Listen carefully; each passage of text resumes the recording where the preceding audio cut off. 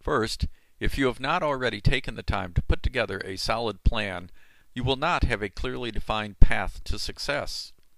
Occasionally, opportunistic businesses succeed, but they are the exception and they tend to be short-lived.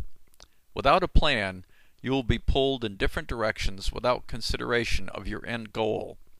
You will not have considered or prepared for the many risks that could derail your business and cause significant losses for you personally and anyone else associated with your business.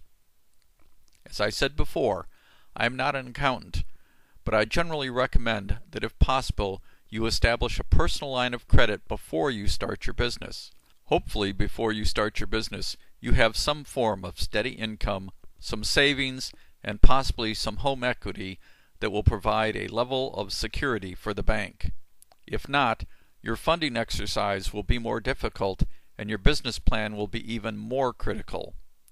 Without a good business plan, you will not only be at higher risk, you will also have a very hard time finding funding. Most banks won't even talk to you about a business loan until you've been in business for 2 years, have a well-established cash flow, and can show them a solid business plan. Venture capital funding and other investors want a solid business plan that provides an opportunity for a significant return on their investment.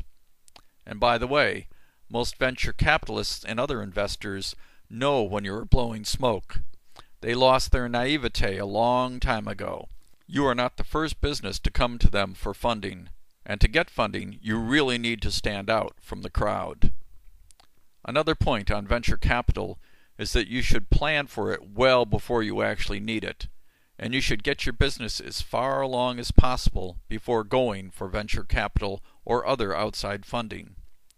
If you try to get VC funding too early, you probably won't get it, and the earlier you need VC funding, the more your share of the business will be diluted. If you consider outside investor funding, be realistic. I basically said this already, but SCORE says it succinctly and clearly. The real value of creating a business plan is not in having the finished product in hand.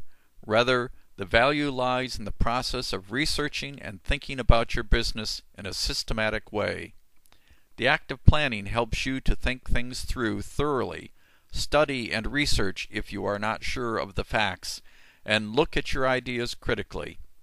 It takes time now, but avoids costly, perhaps disastrous mistakes later. If you've done the work, you will reap the benefits in terms of how you run your business and the image you project to potential investors or financial organizations. You will have a clear market focus, and you will understand your market better than most of your competition.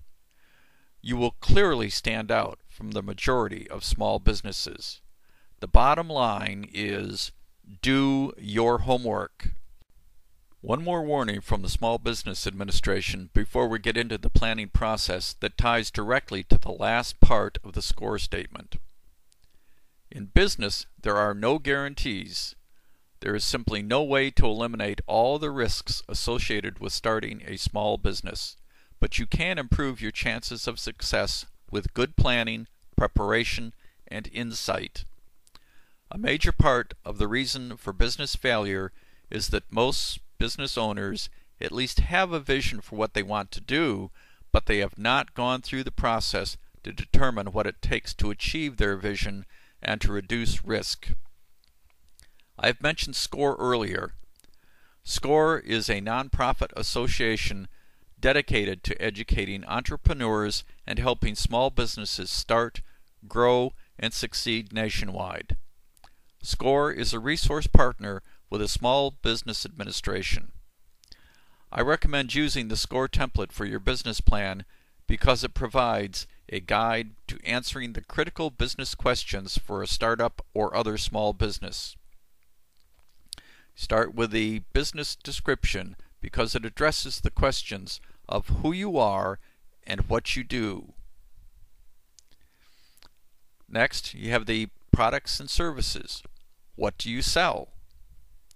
Then, the marketing plan. How are you going to sell it? Next, The operational plan.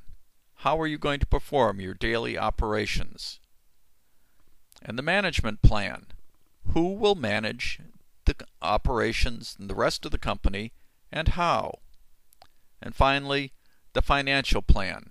How will you finance your business? We will cover these sections in more detail later.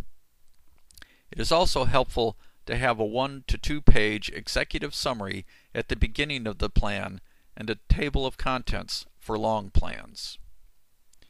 As you might guess, CapitalStrategicPlanning.com approaches the business planning process from a strategic perspective.